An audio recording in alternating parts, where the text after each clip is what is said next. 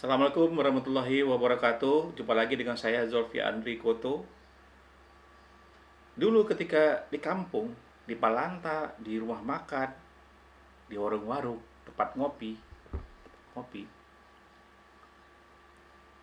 orang-orang kampung saya suka berdialog, suka berdiskusi, suka membahas sesuatu, mulai dari ekonomi, politik, sosial, budaya, semuanya dilahap dan semuanya merasa pintar, semuanya merasa menang. Mereka berdebat, mereka saling memberikan alasan-alasan, tetapi jarang yang memakai argumentasi. Sekarang tema kita adalah mengemukakan argumentasi dalam debat.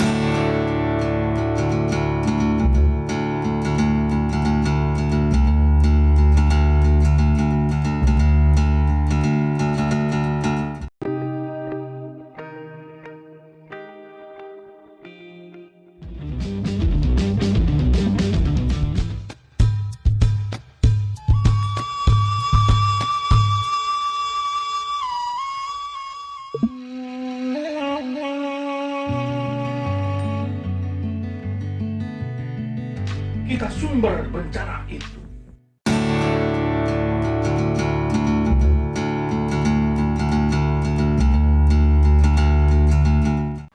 Nah, apa saja yang akan dibahas dalam mengemukakan argumentasi dalam debat? Yang pertama tentu definisi, bentuk, dan jenis debat. Yang kedua, esensi. Yang ketiga, konstruksi debat. Yang keempat, analisis isi debat. Dan yang terakhir, yang kelima adalah kita mempraktikkan debat itu sendiri. Oke, sebelum kita lanjut, ada baiknya kita refleksi diri dulu agar kita menjadi lebih arif.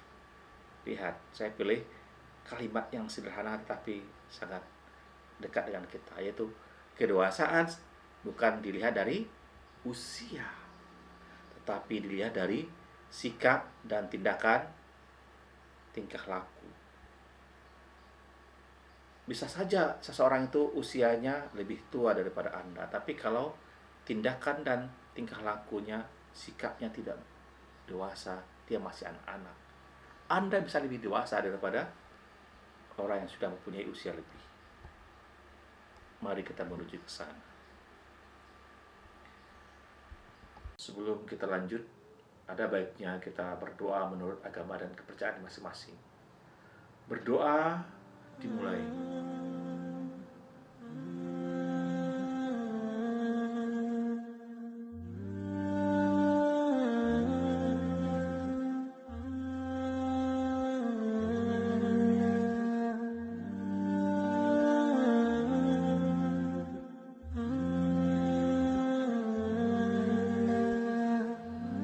Amin, amin, ya Rabbal Alamin.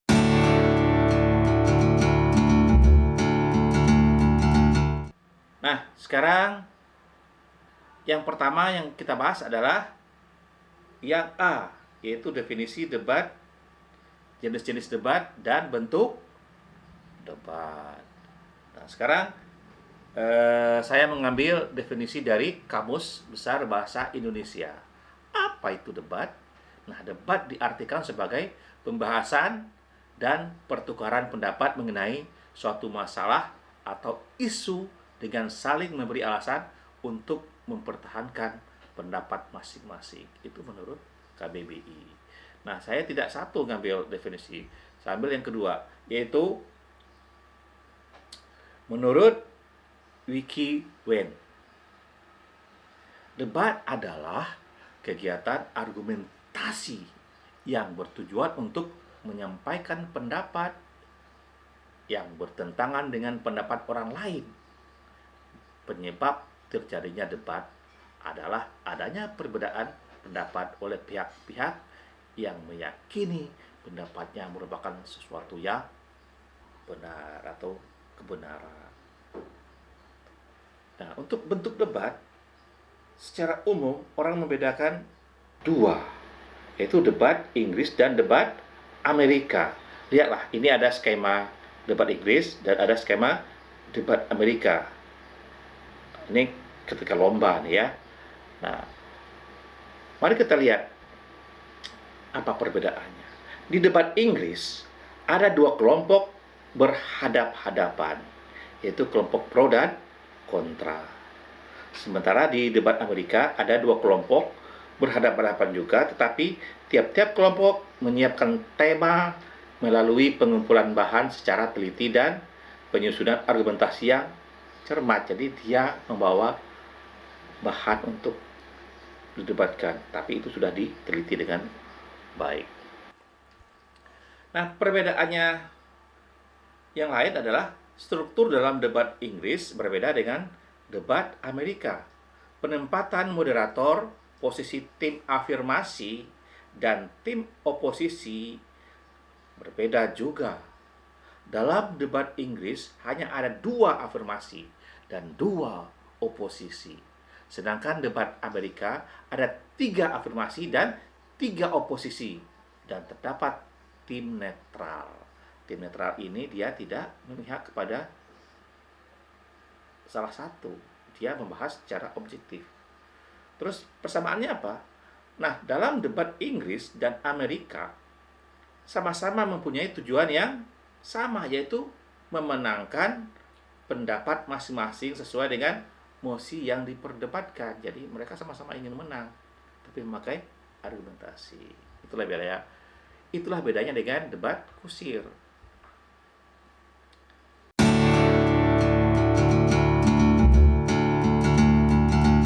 Mari kita lihat jenis-jenis debat. Ada 3 jenis debat. Pertama sekali adalah debat parlementer atau majelis. Yang kedua debat pemeriksaan ulangan dan debat formal.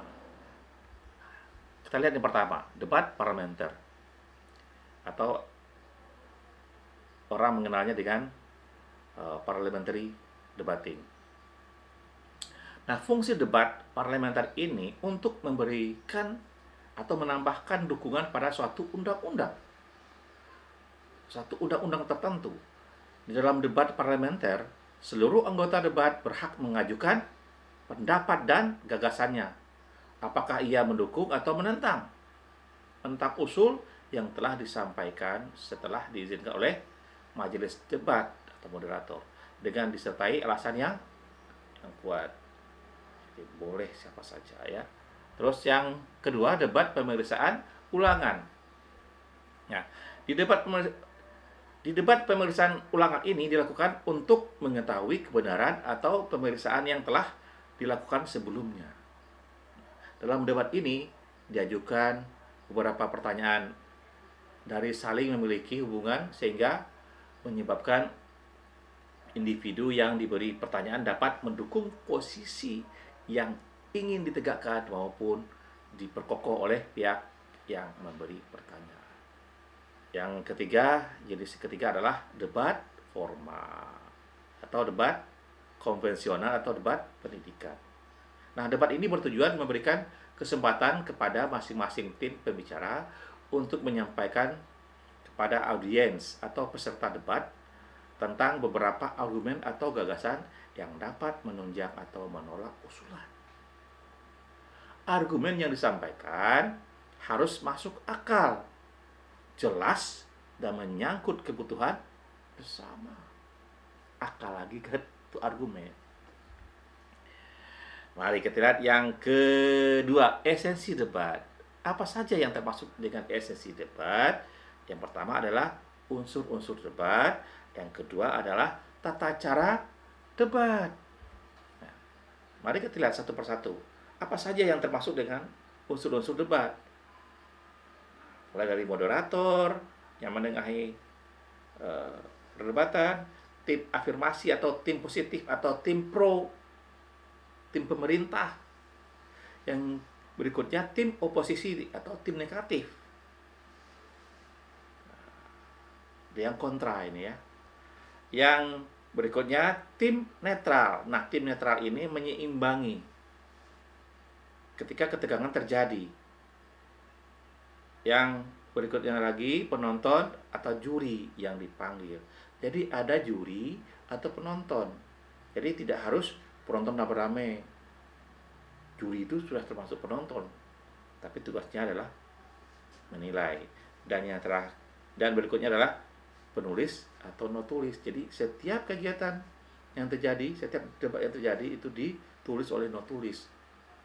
Waktunya, pertanyaan, jawaban, respon. Dan yang terakhir adalah mosi. Mosi inilah yang menentukan seorang agar berdebat apa. Nah, di mosi ini seseorang belum diberi kesempatan untuk pro atau kontra. Ketika sudah diberi kesempatan, kalau dia pro walaupun bertentangan dengan batinnya, dia harus mencari argumentasi agar pro. Sementara kalau dia kontra, dia juga harus mencari argumentasi yang mendukung untuk kontra, walaupun dalam hatinya, dalam pemikiran dia sebetulnya pro. Begitulah, ya. Itulah debat. Jadi bukan keinginan, tetapi adalah argumentasi.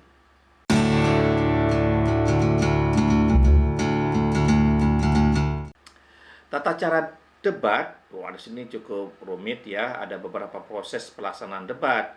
Nah, sekarang kita lihat yang pertama, biasanya dibuka oleh moderator. Jadi pembukaan itu moderator. Ada salam, sapa, kemudian ada beberapa penjelasan. Yang kedua, menyampaikan pernyataan tiap-tiap tim terhadap mosi. Jadi moderator yang menyampaikan mosinya kepada tiap-tiap tim. Biasanya mosi ini impromptu, tiba-tiba. Yang ketiga adalah pelaksanaan inti debat, ya, debat itu sendiri. Ini cukup lama ya, dalam kesempatan yang lain nanti kita bahas seperti apa aturannya. Terus terakhir ada simpulan. Jadi debat tidak cuman memberikan argumentasi, tapi juga harus ada kesimpulan. Lalu dengan penutup dan terakhir. Nah, di sini ada contoh simulasi. Kita lihat moderator pembuka gitu ya. Nah, tim afirmasi atau pendukung mosi, tim oposi penentang mosi. Nah, dia yang pertama, pembicara pertama itu dia memberikan pembukaan dulu. Nanti sampai kepada pendapat yang pertama, kemudian pendebat kedua, pendebat ketiga, pembicara pengulang, dan tim netral. Nah, tim netral ini biasanya dia mengambil pemikiran-pemikiran dari afirmasi dan oposisi, mana yang menguatkan. Nah, terus terakhir baru disimpulkan dengan penutup. Nah, inilah skema jalannya sebuah debat. Begitu ya.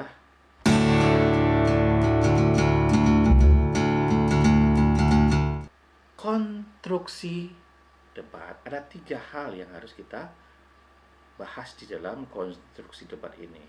Pertama, mosi berdasarkan isu permasalahan yang sedang berkembang. Yang kedua, pendapat dan argumen. Tim afirmasi, tim oposisi, dan tim netral terhadap mosi. Yang ketiga, simpulan isi debat. Mari kita lihat satu persatu. Pertama, mosi berdasarkan isu permasalahan yang sedang berkembang. Topik yang diperdebatkan disebut dengan mosi atau motion. Topik ya. Tapi dalam debat kita menyebutkan mosi. Yang kedua, mosi biasanya dalam bentuk pernyataan dan biasanya diambil dari kejadian-kejadian terkini. Jadi yang lagi hangat-hangat. Jadi yang lagi hangat-hangat terjadi. Kalau sudah lama biasanya sudah tidak menarik. Kecuali kalau peristiwa itu masih berlangsung sampai sekarang dan masih menjadi kebutuhan publik. Yang ketiga, tim afirmasi harus menyetujui dan membangun argumen yang memperkuat mosi. Yang keempat, tim oposisi harus menolak dan memberikan argumen atas penolakannya. Itu yang saya katakan tadi, Afirmasi bagaimanapun dia tidak menyetujui, tapi harus membuat argumentasi untuk menyetujui. Tim oposisi juga tim oposisi juga begitu, harus menolak walaupun dia menyetujui. Jadi yang diutamakan di sini adalah argumentasi. Simpulan isi debat. Langkah-langkah membuat simpulan debat pertama adalah memusatkan perhatian. Yang kedua, menyiapkan alat tulis, buku, pensil, dan ballpoint. Kalau sekarang sudah pakai digital ya. Dan yang ketiga, mendengarkan atau membaca bacaan dengan teliti dan cermat. Yang keempat, mencatat secara cepat isi bacaan. Yang kelima, menentukan tema atau inti bacaan. Yang keenam, yang terakhir, menceritakan kembali isi bacaan secara padu dan utuh. Nah, ini harus dilakukan oleh dua-dua tim atau tiga-tiga tim. Yang simpulan berikutnya adalah cara menarik kesimpulan dengan penalaran induktif. Nah, yang pertama, generalisasi, jadi secara umum. Tariklah kesimpulan secara umum dulu. Kemudian ada juga hubungan sebab akibat. Lihat sebabnya apa, akibatnya seperti apa. Atau sebaliknya, hubungan akibat sebab. Akibatnya dulu, oh ini akibatnya ini. Telusuri sebabnya apa. Yang keempat, hubungan sebab akibat berantai. Nah, kalau terjadi seperti ini, efeknya seperti apa? Dia berantai ya. Kalau ini terjadi, berikutnya apa? Terus yang terakhir adalah pola analogi. Nah, pola analogi itu dia menganalogikan sesuatu kepada yang lain. Peristiwa yang berbeda tapi polanya sama.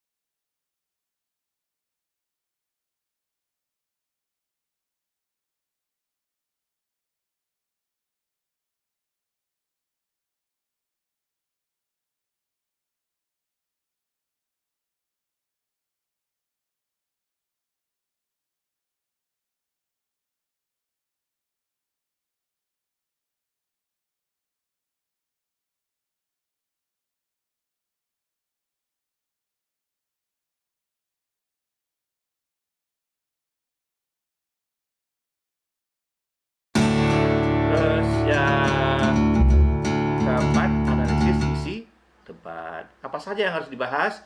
Pertama, isi debat. Yang kedua, ragam bahasa debat. Yang ketiga, kebahasan debat. Nah, kita lihat isi debat. Apa saja yang termasuk dengan isi debat?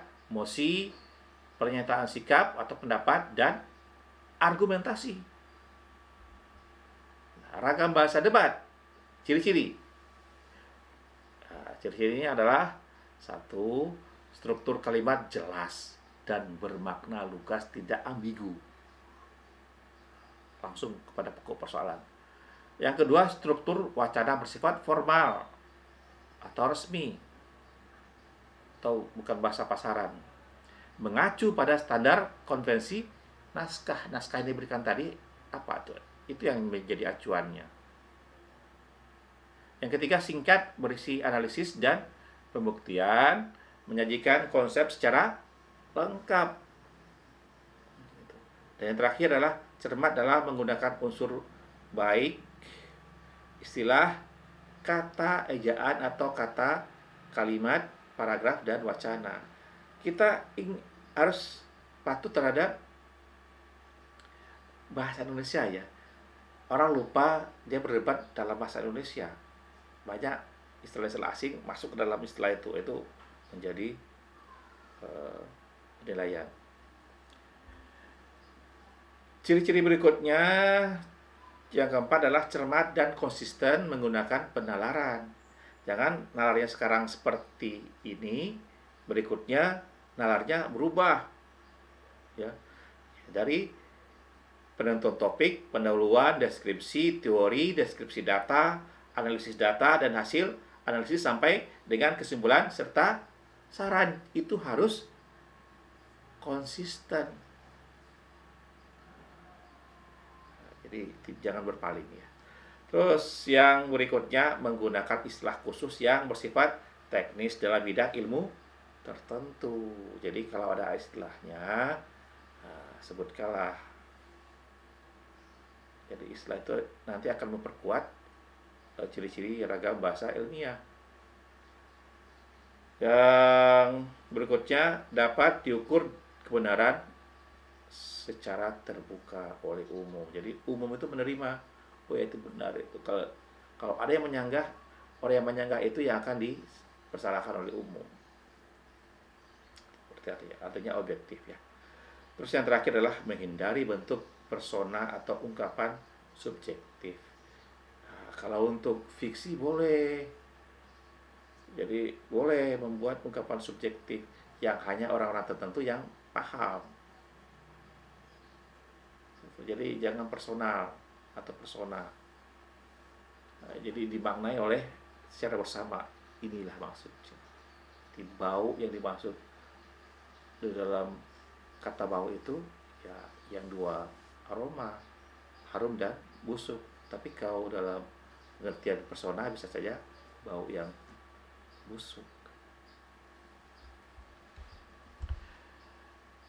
Kebahasaan debat ya. Lihat, kebahasaan debat dalam debat menggunakan penyambung atau konjungsi kata hubung. Biasanya dalam debat yang paling sering dipakai adalah jadi dan oleh karena itu. Kenapa? Karena konjungsi jadi dan oleh karena itu sering digunakan jadi menyatakan kesimpulan. Sementara oleh karena itu menyatakan akibat. Ketika konjungsi ini tidak muncul, berarti seseorang tidak bisa menyimpulkan. Apa konjungsinya kalau tidak ada kata jadi? Atau akibatnya itu hubungan sebab akibat itu harus muncul.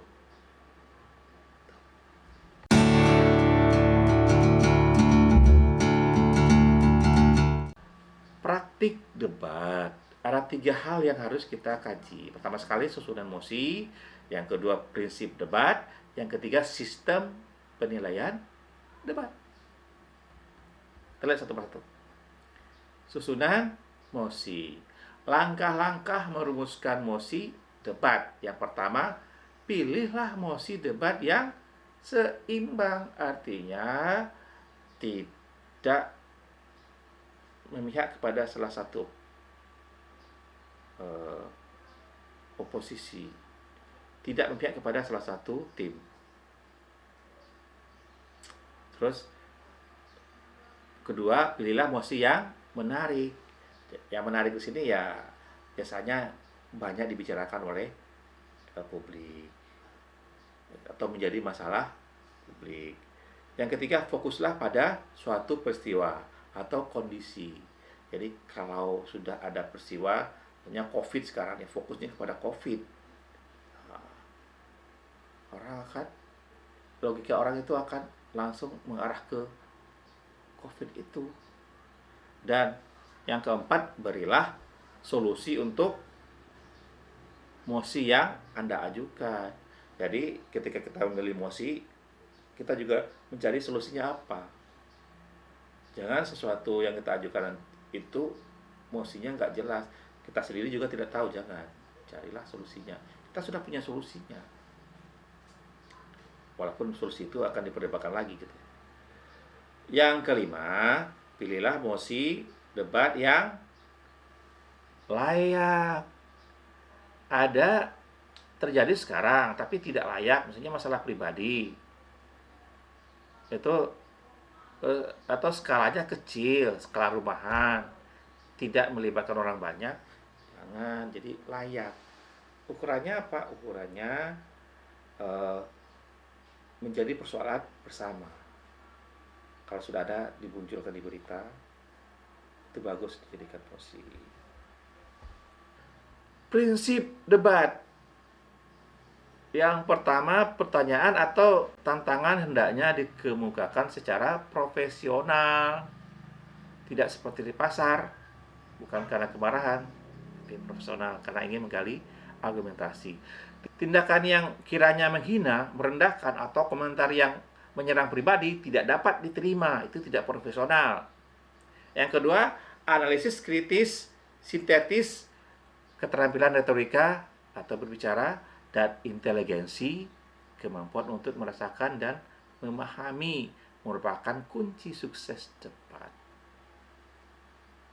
Bukan emosi ya, tapi inteligensi. Yang ketiga, fokus pada posisi pihak lawan atau argumen. Jadi yang kita serang kepada lawan itu adalah argumentasinya, bukan pribadinya, bukan timnya atau tampilannya. Apalagi Sarah, waktu kacau itu.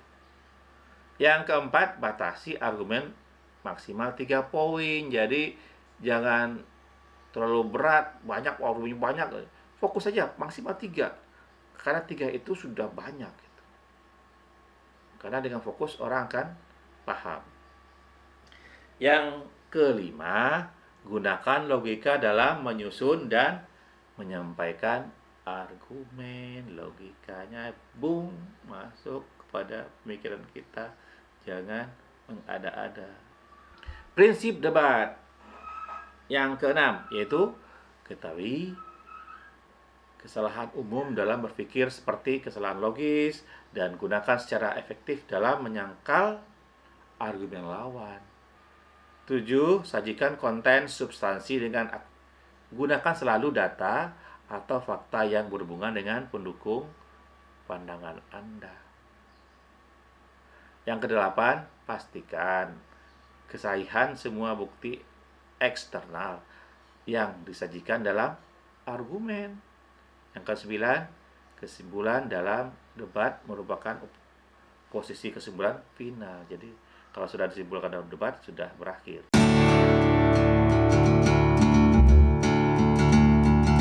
Sistem penilaian debat. Debat dapat dinilai berdasarkan unsur-unsur berikut. 1. Isi. 2. Tata perilaku dan cara penyampaian. Yang ketiga, struktur atau metodenya. Mari kita lihat ya. Sistem penilaian debat. Kriteria penilaian, kesesuaian antara mosi dengan argumentasi, jadi relevan. Jadi mosi ini argumentasinya apa? Nyambung nggak itu? Kalau tidak, berarti sistem penilaiannya tidak bagus. Kemampuan untuk menjelaskan argumentasi dengan jelas dan runtut. Nah, itu namanya elaborasi.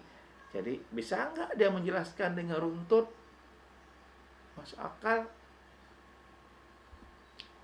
Kalau tidak, tidak elaborasi. Terus kemampuan untuk menyanggah dan menanggapi argumentasi lawan atau respon. Bisa juga nggak kita menyanggah atau menanggapi? Jangan tolak semua. Ada pertanyaan, maaf, tidak satupun pertanyaan yang dijawab kita tidak menanggapi, kita mendapat nilai minus oleh juri. Sistem penilaian debat yang berikutnya adalah penilaian untuk menentukan ranking pada babak penyisian adalah victory point jika victory point sama, menggunakan skor jika skor sama, gunakan margin. Nah, itu juri tahu itu ya. Nah, jadi kadang banyak peserta nilainya sama, ini sama, cari margin. Itu kerjaan juri.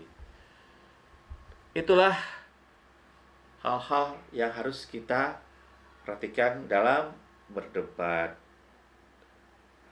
Nanti tugas terakhir kita akan coba berdebat ya. Walaupun secara fisik kita tidak bisa berjumpa, seharusnya ini dilakukan di kelas.